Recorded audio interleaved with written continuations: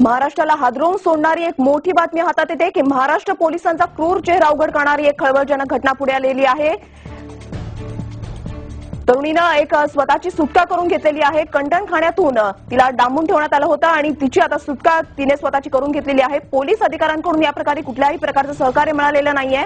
पोलिसांनी या तरुणीला मदत करण्याऐवजी शिवीगाळ करण्याचा प्रकार झालेला आहे। अहमदनगरमध्ये हा प्रकार घडलेला आहे।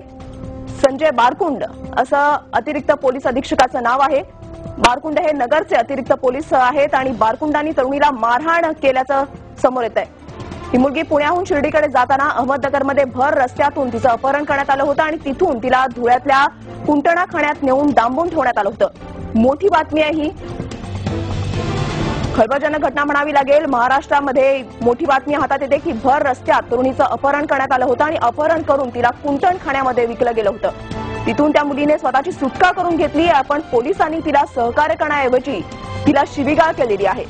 महाराष्ट्रातली सर्वात मोठी आणि खळबळजनक बातमी आहे ही, मोठी बातमी आहे ही की भर रस्त्यात तरुणी शिवीगाळ करण्यात आली।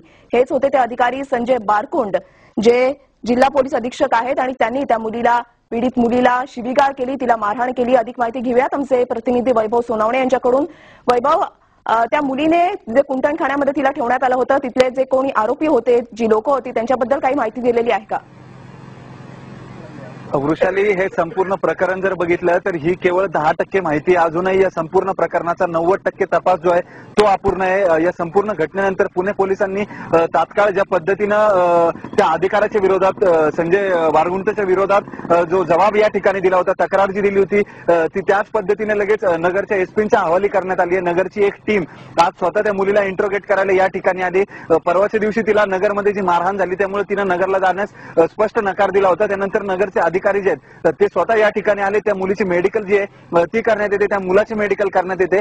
त्यांना मारहाण कशा पद्धतीची झाली किंवा केली गेली आहे की नाही या अनेक गोष्टी ज्या आहेत या समोर येतील। या संपूर्ण घटनेला अनेक कंगोऱ्या आहेत। एकीकडे पुणे पोलिसांची वागणूक ही संवेदनशील जरी म्हटली तरी इथून पुढचा जो प्रवास होता, शिरपूरच्या पोलिसांनी या संपूर्ण प्रकरणामध्ये गुन्हा का दाखल केला नाही, जरी या मुलीची संपूर्ण या प्रकरणामध्ये तिचा शिरपूरवरून सुटका केल्यानंतर तिने गुन्हा दाखल करण्यास नकार दिला, त्याचं कारण तिची मानसिकता होती, ती घाबरलेली होती। तिच्या सोबतचे अनेक तिचे नातेवाईक किंवा होणारा नवरा तिचा जो असेल तो घाबरलेला होता। तात्काळ आपल्या विश्वासातल्या लोकांकडे जावा अशी त्यांची साहजिक मानसिकता असणार। हे सगळं असताना शिरपूर पोलीस, धुळ्याचे शिरपूर पोलीस ज्या ठिकाणी रेड करतात त्या ठिकाणी ही मुलगी मिळून येत नाही। अचानक एसपींचा फोन गेल्यानंतर एका तासात मुलगी हजर करा सांगितल्यानंतर अर्ध्या तासात एका महिलेसोबत ही मुलगी पोलीस स्टेशनला येते। त्यानंतरची सगळ्यात जी वाईट घटना आहे ती म्हणजे गुन्हा दाखल करण्यासाठी जे इतक्या वरिष्ठ दर्जाचे अधिकारी आहेत, सहाय्यक पोलीस अधीक्षक म्हणावे लागतील अहमदनगरचे, त्यांनी अशा पद्धतीनं 0 नंबरने जो गुन्हा दाखल झालेला होता तो दाखल न करता या पद्धतीने एकीकडे जे वातावरण संपूर्ण देशामध्ये पाहायला मिळते त्याची जाणीव असताना सुद्धा या मुलीला प्रचंड वागणूक जी आहे ती अतिशय घाणेरडी दिली, गलिच्छ शिवीगाळ तिला केली, त्यासोबत मारहाण केल्याचं त्या मुलीने जबाबात म्हटलेलं आहे। आणि इतका जर गंभीर प्रकार असेल, अशा पद्धतीने इतक्या वरिष्ठ दर्जाचा अधिकारी, गोष्ट लक्षात घ्यायला हवी, हा कुणी कॉन्स्टेबल नाहीये किंवा पोलीस स्टेशनचा पोलीस निरीक्षक नाहीये, हा संपूर्ण जिल्हा सांभाळणारा एक अधिकारी आहे। असेच रहा। आता आमच्या सोबत आहेत फोन लाईन वरून विनोद तावडे। विनोद जी, काय सांगाल तुम्ही या झालेल्या सर्व प्रकाराबद्दल? ही घटना जी आता टीव्हीवर आपण पाहतो जी, ही महाराष्ट्राच्या पोलीस खात्याला लाजवेल जी। एक तर मुळात तुम्ही महिला युवतींचं अपहरण थांबवू शकत नाही, ते झाल्यानंतर त्या स्वतःहून मदतीला येतात, तर त्याच्याकडेही जर पोलीस दुर्लक्ष करत असतील तर पोलिसांचं काम खरंच सुरक्षा देणं आहे का फक्त वेगवेगळ्या काळ्या धंद्यातनं पैसे कमवणं आहे?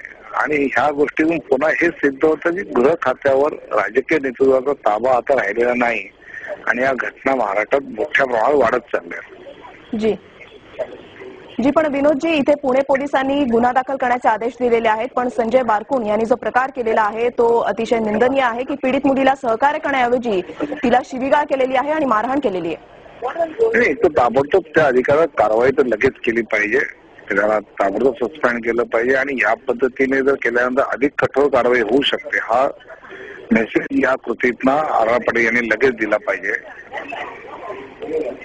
जी, विनोदजी, एकूणच आपण पाहिलं तर आता मुलींचं अपहरण करून त्यांना या वेश्या व्यवसायामध्ये ढकलण्याचे प्रकार आता सर्रास होताना दिसतात आणि मागोवा घेतला जातो या संपूर्ण प्रकाराचा. त्यामुळे अशी रॅकेट उद्ध्वस्त करणं फार गरजेचं आहे.